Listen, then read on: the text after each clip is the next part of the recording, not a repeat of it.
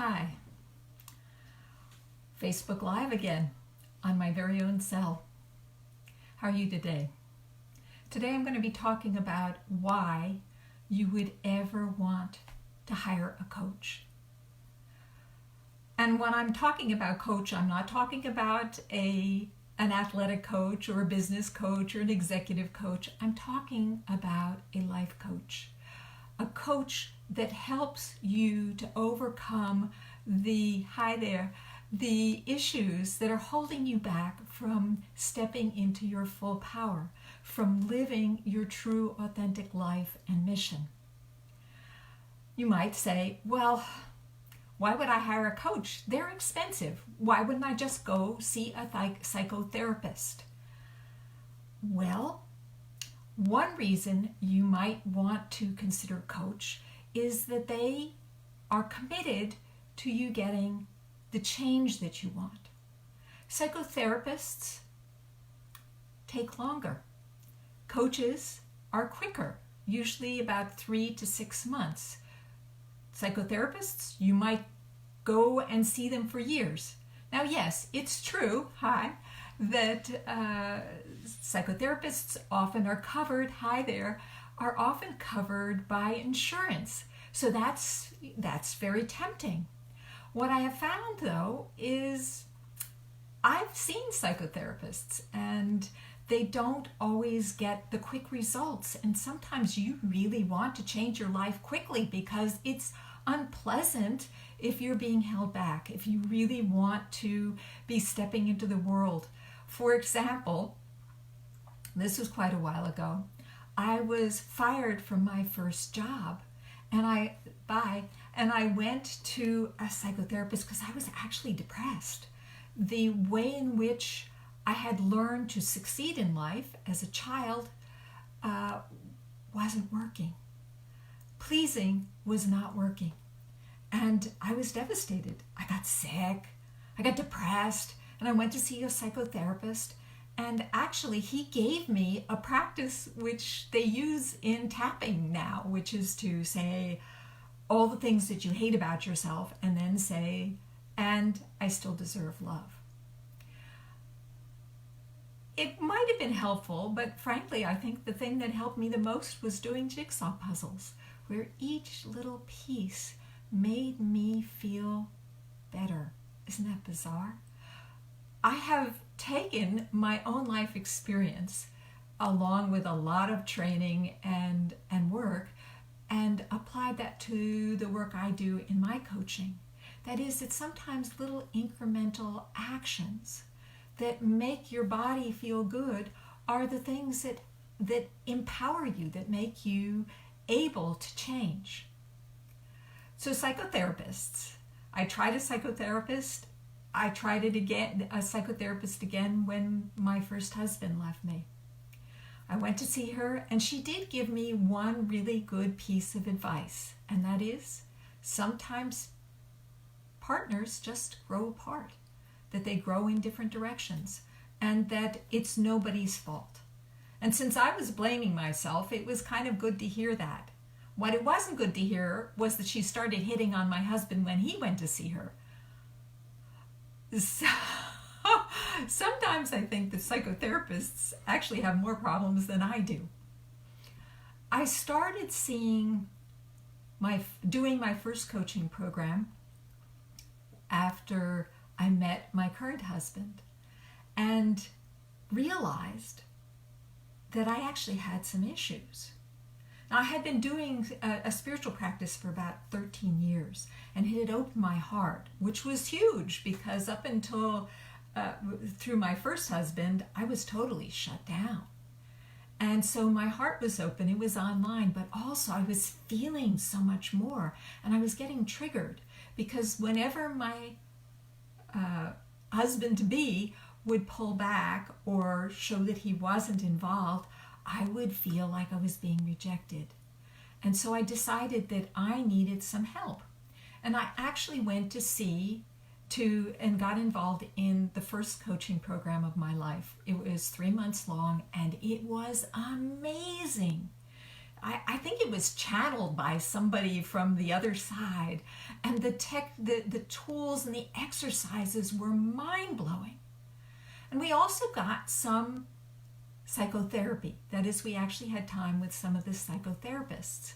But you know what? I don't remember any of the time with the psychotherapists. I remember the experiential practices, because it's the experience that changes us. It's the rewiring of the brain that changes us. And that's what a really good coach does. A really good coach gives you practices and activities that actually incrementally change you. Now, interestingly, for I guess 5 years when I was working on the Navajo reservation, I was working with emotionally disturbed adolescents, Navajo children, and we were using a cognitive therapy program. We used points and encouraged new behavior. It actually works really well. And I got really good at developing not only little incremental steps, but also finding out what it was that would motivate these children to change. Now, before that, I actually wrote my PhD dissertation on Gestalt therapy groups and how they promote change through transforming reality. More recently, I was trained in psychosomatics because I really appreciate how the body affects the way in which we perceive the world, in the way in which we feel. And the body affects our ability to move forward. If our body's being triggered, if our body doesn't feel safe, if our body doesn't feel confident, then we don't feel confident. And what I have found is that a lot of that behavioral experience has been trained through our early childhood experiences with not getting enough love or not enough encouragement. And there was a recent study, I guess in 2016, in the London Journal of, I'm sorry, I don't remember it, don't have it right here, but anyway, it was a London journal. This psychotherapist studied all this research going all the way back to Harlow, who did the studies with the chimps, showing how children really need love. They need affection. They need nurturing. And if they don't get it within their first 3 to 7 years, their brains actually don't develop correctly. I hope that didn't happen to me because when I was about 2 years old, my father, who I had bonded with, was transferred, and it was a traumatic experience. It's really interesting how in something so small, I mean, I saw him again. It's not like he died or anything. I've had clients who've had their parents die or abandon them forever. My father actually came back, but by the time he came back, I was, some tough little kid. I said, well, I'm not trusting you anymore. I'm going to take this into my own hands. And I became what you might call a people pleaser. So I've worked with other clients who do that please in order to get love. People pleasing isn't really about pleasing people. It's about manipulating them so that they will give you attention, love, and approval. In the same way, controllers, another kind of client that I work with, they try and control the situation because they were brought up in a life situation which was very chaotic.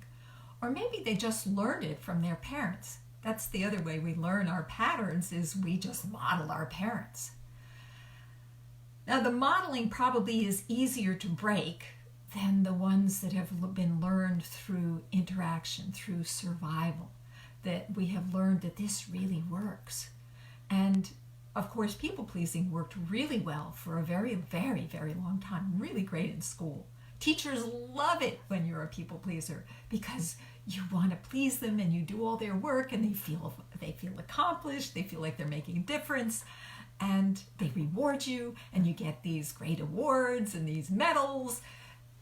And I went all the way on to become, hi there, I went all the way on to become a PhD because I got so much reward. And then I got that first job and I lost it. Because guess what? In the real world, you need to be a leader. You need to stand up for yourself. You need to have trust, self-trust. You need to have confidence. And I was so used to sending all of my attention out into the world, into focusing on what other people wanted. I didn't even know what I wanted. It took me until I was in my late 40s and my parents were dying when I finally woke up and I said, oh my goodness, there is more to life than this. In fact, I've been living a small life. And that transformed me.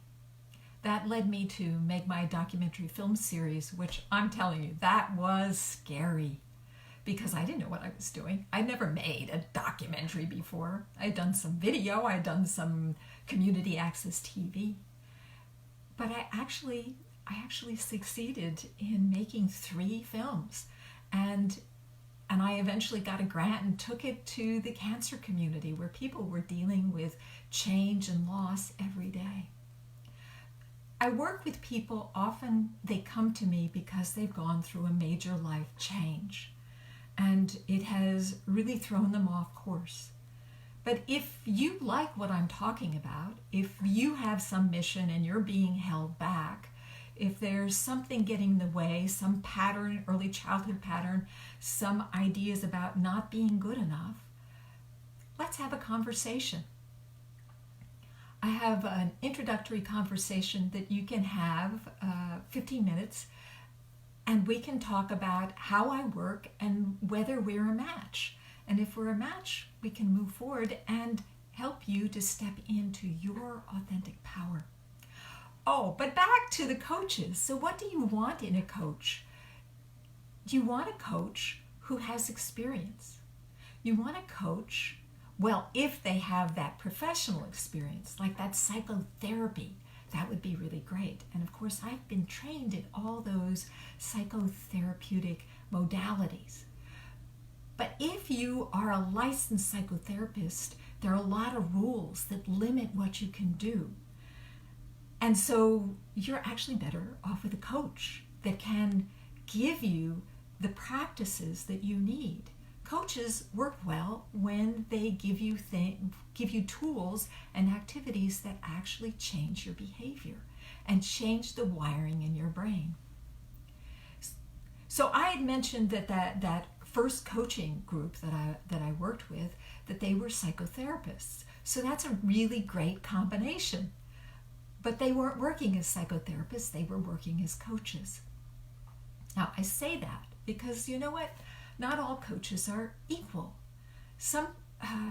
The Institute of Coaching puts out like thousands of coaches every year. And you know, only 10 out of 100% survive the first 2 years of their coaching business because the coaching training doesn't really teach people how to be effective. It doesn't even teach them how to run a business. And my heart goes out to those coaches. In fact, sign up with me because I'll help you to transform your business and move forward with what your purpose is. Goodness knows, this world really needs help. There are a lot of people suffering. Did you know that 1 out of 6 adult Americans are on some kind of psychiatric drug?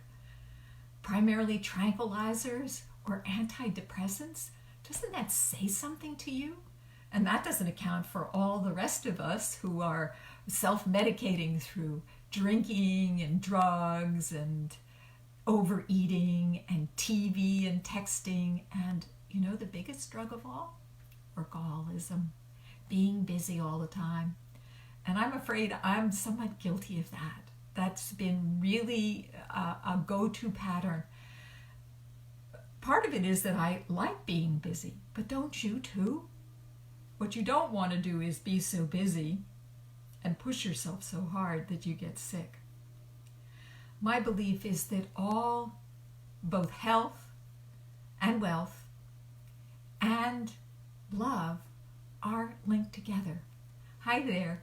And that when you take care of the early childhood patterns, when you step into your full power, you can bring those all into alignment.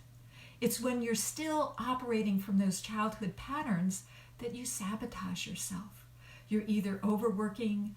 Hi there. Hi, Yvette. Hi, Seema. You're either overworking, you're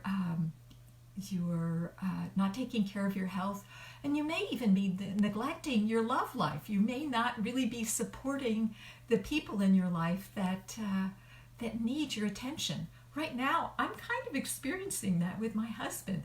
I haven't quite gotten him on board, but I will. That's part of my plan. So let's see. Let me see if I can summarize. So you would want to hire a coach, a good coach, that can make a difference because it's faster, it's more effective. Do you really want to spend 10 years trying to change your life? I mean, by the time I was in my 40s, I did not have that many years like to spend 10 or 20 years doing that. But yes, it does take an investment. Coaches can charge anywhere from $2,500 to $100,000 for their coaching services. And I have to tell you, you get what you pay for. Sort of. You also want to make sure that the person that you're working with resonates with you. So listen, do your homework, check them out, see if they are a fit for you. Check out their website, read what they have written, and listen to them and what they have to say, and say, is this the person who I want to work with? You want somebody who really understands your problem, that's been in the trenches, that's had the experiences that you've had, and can hold the space for you while encouraging you to move forward. Okay, so one more question. You might say, well, can I do this myself? Well, my experience is no, because there's that inner child and ego who's saying, no, don't do that. You're going to get into big trouble if you do that. The ego is, and the inner child are afraid, and they're going to stimulate that fear response in your body. And then you're going to get all these sabotaging things going on, sometimes, in fact, a lot of times unconscious. So you need somebody who can help you to rewire the brain and the body. And that's what a coach does. I think I've covered the topic. If you want to reach out to me, I will put in the comments section, which I haven't done because this is the first time, the second time I'm doing a Facebook Live with my cell phone. And I didn't do that extra work before I started, but I will put it in, and reach out to me and have a conversation. And we can go forward. So that's all for today. Hope you enjoyed it, and bye. Be brilliant, and bye for now. And